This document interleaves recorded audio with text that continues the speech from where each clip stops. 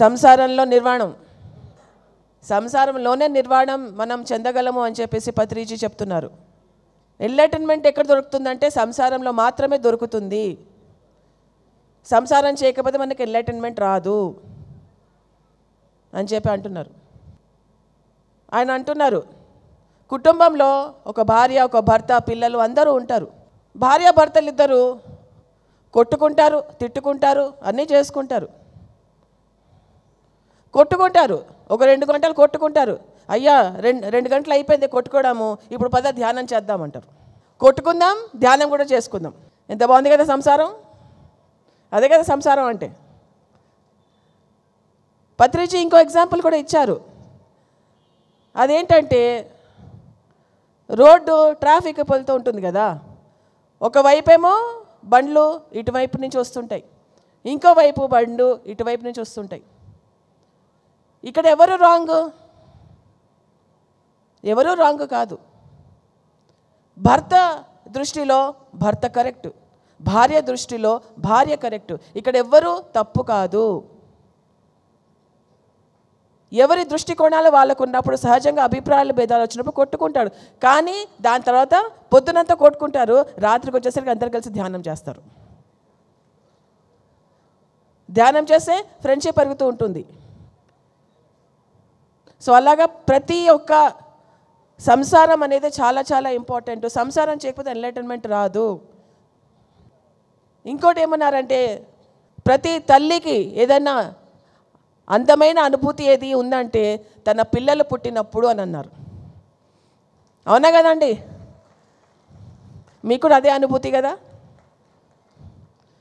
So అలాగా ప్రతి ఒక్క సంసారంలో నిర్వాణం ఉంది అని చెప్పేసి అంటూ ఉన్నారు. సంసారం లేకపోతే నిర్వాణం లేదు. సంసారము నుంచే ఎన్లైటన్మెంట్ వస్తుంది. ఆత్మ సంస్కారం అనేది అక్కడి నుంచే ఏర్పడుతుంది. సంసారము ప్లస్ ఆత్మ సంస్కారము రెండు కలిసి నడుస్తాయి. సో ఎక్కడ సన్యాసాలు పుచ్చుకోకండి, సంసారంలో ఉంటూ నిర్వాణం మనం పొందాలి. రెండవది మనం నేర్చుకున్నాం, ఏంటిది అది? అహింస. అహింస పరమో ధర్మ. చెప్పండి. అహింస ఇది మనకి బుద్ధుడు ఇచ్చిన సూత్రం. అన్నిటికంటే ఉన్నతమైన ధర్మం ఏంటంటే అహింస ధర్మం. ఆ ధర్మాన్ని మనం రక్షిస్తే మనం రక్షింపబడతాము. సో అహింస అనేది ఫస్ట్ స్టార్ట్ అయ్యేది మనతోటి మనం అహింసాపూరితంగా ఉండాలి, అహింసా తత్వంతో ఉండాలి. మనని మనం హింసించుకోకూడదు, మనతో మనం కరుణతోటి ఉండాలి. దాని తర్వాత మన తోటి మనుషుల దగ్గరికి వెళ్ళాలి. మనతో మనం అహింసతో ఉంటే మనతో మనం ఏకత్వంతో ఉన్నట్టు, మనతో మనం ఫ్రెండ్షిప్ చేసినట్టు. ఆ ఏకత్వము, ఫ్రెండ్షిప్, అహింసా తత్వం అనేది మన తోటి ఫ్యామిలీ మెంబర్స్, కుటుంబ సభ్యులతోటి ఉండాలి. అది మెల్లిమెల్లిగా మన స్నేహితుల దగ్గరికి వెళ్ళాలి. అది మెల్లిమెల్లిగా మన ఇరుగు పొరుగు వాళ్ళ దగ్గరికి మనకి ఆ వ్యాప్తి చెందాలి, ఎక్స్పాండ్ అవ్వాలి. ఆ తర్వాత ఏం చేద్దాం? ప్రతి ఒక్క జీవి పట్ల మనం అహింసా తత్వాన్ని మనం చూపించాలి. ఏ జీవిని చంపరాదు, ఏ జీవిని హింసించరాదు. ఏ జీవి కూడా మన కోసం పుట్టలేదు, మన కోసం చంపబడడానికి పుట్టలేదు. ఏ జీవిని హత్య చేసే హక్కు ఎవ్వరికీ లేదు. Non violence, non interference, non killing అన్నారు ఆయన. నాన్ వైలెన్స్ అంటే అహింస, ఎక్కడ కూడా హింస ఉండకూడదు. నాన్ ఇంటర్ఫిరెన్స్ అంటే ఎక్కడ కూడా మనము ఎవరి జీవితాల్లో కూడా జోక్యం చేసుకోకూడదు. అది మనిషి జీవితంలో అయినా కానివ్వండి, జంతువుల జీవితంలో అయినా కానివ్వండి. నాన్ కిల్లింగ్ అంటే ఎవరు చంపకూడదు, మనుషులైనా కానీ జంతువులైనా కానీ. ఈ 3 సూత్రాలు మనకి పత్రిజీ చెప్పారు. Non violence, non interference, non killing. ఈ 3 ప్రతి ఒక్క పిరమిడ్ మాస్టర్ ప్రాక్టీస్ చేస్తున్నారు, అహింసని పాటిస్తున్నారు. మనందరికి ఒకసారి మనందరం చప్పట్లు కొట్టుకుందామండి. పిరమిడ్ మాస్టర్ అంటేనే ధ్యాని, శాకాహారి, అహింసావాది. ఏ మేక కూడా మన కోసం పుట్టలేదు, మన కోసం చచ్చిపోవడానికి పుట్టలేదు. ఏ కోడి కూడా మన కోసం పుట్టలేదు, మన కోసం గుడ్లు పెట్టడానికి పుట్టలేదు. ఏ చేప కూడా మన కోసం ఆ సముద్రంలో లేదు. ఏ ఆవు కూడా మన కోసం పుట్టలేదు, మన కోసం గర్భవతి కాలేదు. సో ఏది కూడా మనము, ఏ జంతువు లైఫ్లో కూడా, ఏ జంతువు జీవితాల్లో కూడా మనం జోక్యం చేసుకోరాదు. వాళ్ళని వాళ్ళలాగా ఉండనియండి, మీరు మీలాగా ఉండండి. ప్రకృతి సహజంగా మనకి ఏదైతే మొక్కలాధారిత జీవనం ఉందో అది మనం సాగిద్దాము. చెట్ల నుంచి మాత్రమే మనం ఆహారం తీసుకుందాము. మొక్కలాధారిత ఆహారము, ప్లాంట్ బేస్డ్ ఫుడ్ అన్నారు పత్రిజీ.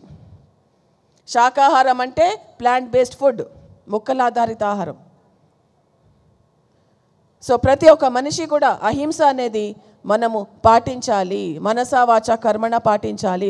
మనతో మనం అహింసవాదిగా ఉండాలి.